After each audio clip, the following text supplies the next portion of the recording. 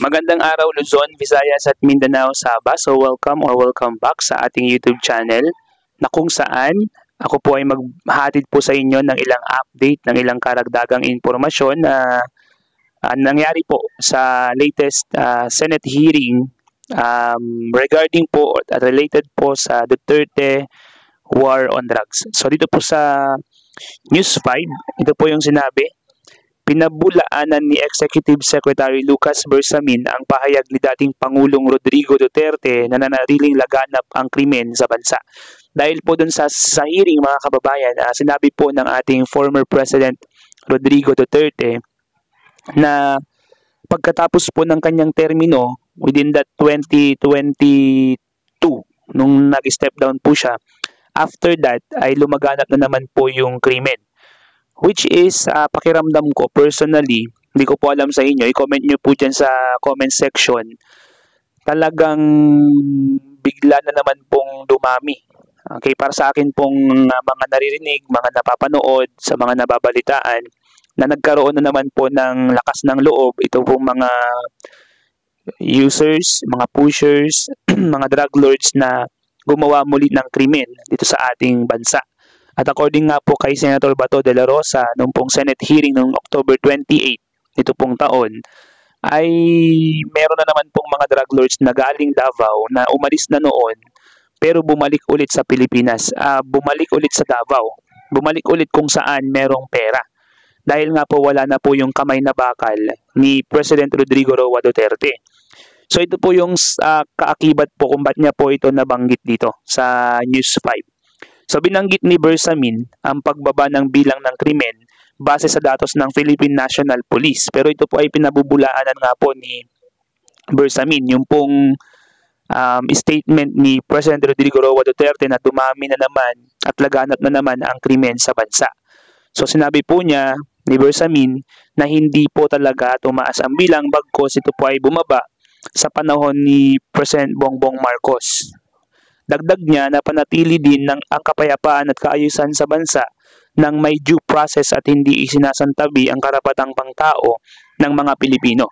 So parang pinapamukha niya po dito or sinasabi niya po dito na sa panahon ni President Rodrigo Roa Duterte ang due process ay naisantabi dahil nagkaroon po ng maraming patayan kaliwat kanang EJK or extrajudicial killings ang nangyari sa mga balita, sa mga tao.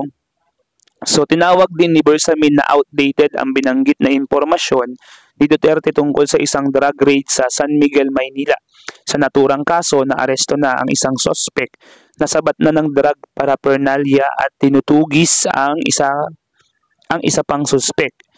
All of this, sabi niya, shows that our country is safer, our people more secure, and our future more assured than ever before under the stewardship of President Ferdinand Marcos Jr., sabi ni Bersamin. So ito po mga kababayan, siguro hindi ko lang po personally ramdam yung kagaya ng naramdaman ko noong presidente si Pangulong Rodrigo Roa Duterte. Pero ito po yung according sa kay Bersamin na mas safer na daw po ang bansa at mas secure po ang future ng ating bansa. Pero siguro, ako lang po yung nakakaramdam na hindi ko po nararamdaman yung pong sinasabi na ito ni Bersamin. So sinabi po niya, and I quote, "No, with due respect to former President Rodrigo Duterte, there is no truth to his statement that crime remains rampant in our country or in the country. Our country is safer, our people more secure, and our future more assured than ever before under the stewardship of President Ferdinand Marcos Jr." So parang sinasabi niya po dito na sa pamamagitan or sa stewardship ni Bongbong Marcos na ipagpatuloy po yung adhikain ni President Rodrigo Roa Duterte plus parang kinoconsider po ang due process na hindi kagaya ng time ni President Rodrigo Roa Duterte na kung nanlaban, papatayin na agad-agad. At sinabi po dito sa News 5 pa rin, no? Related pa rin po dito sa pagdinig sa Senado or Senate hearing noong October 28, Sinabi po dito, sa pagdinig ng Senado tungkol sa drug war, itinanggi ni dating Pangulong Rodrigo Duterte ang ilang mga revelasyon ni dating PCSO General Manager Royina Garma sa Quad Committee ng Kamara. Kabilang dito ang umano'y reward system sa war on drugs at umano'y paghahanap ng mga tauhan para sa task force ng gobyerno kontra illegal na droga. So, nung pong siya po ay natanong, si President Rodrigo Roa Duterte, ang ating former president, regarding po sa mga revelasyon ni Garma na merong reward system, dito nga pong si Leonardo ay nagbi-briefing pa sa mga chief PNPs na siyang tumatayong chief sa lahat ng mga kapulisan, ito po ay pinabulaanan naman or itanggi ni dating Pangulong President Rodrigo Roa Duterte.